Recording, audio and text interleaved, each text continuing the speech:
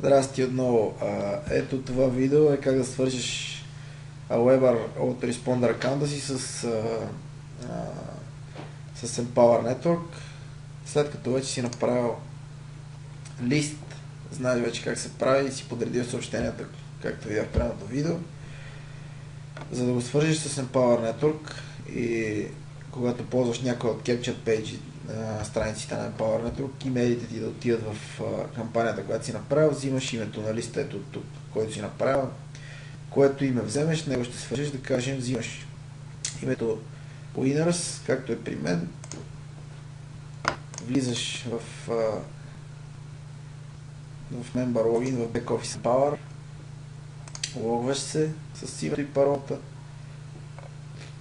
след това отиваш на My Tools,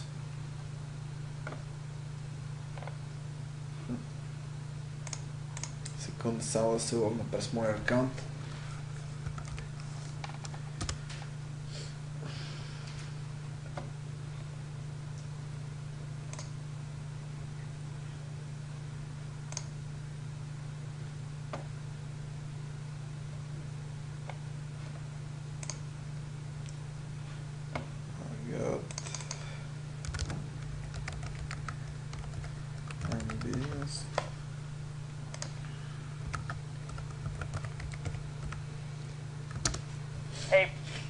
Влизаш в Backoffice, отиваш на My Tools и след това има два бутона. Тук под таба My Tools, Lead Capture, където пише, имаш това сте Capture страниците, които можеш да ползваш.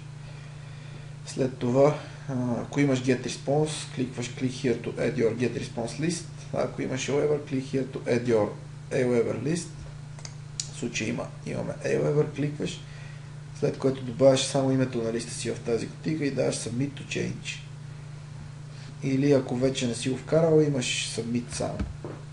Това е единственото, което трябва да направиш, за да си свържеш листа, след като го направиш с Empower Network и започнеш да събираш leads, след което те да почнат да получават follow-up имейли. Това е.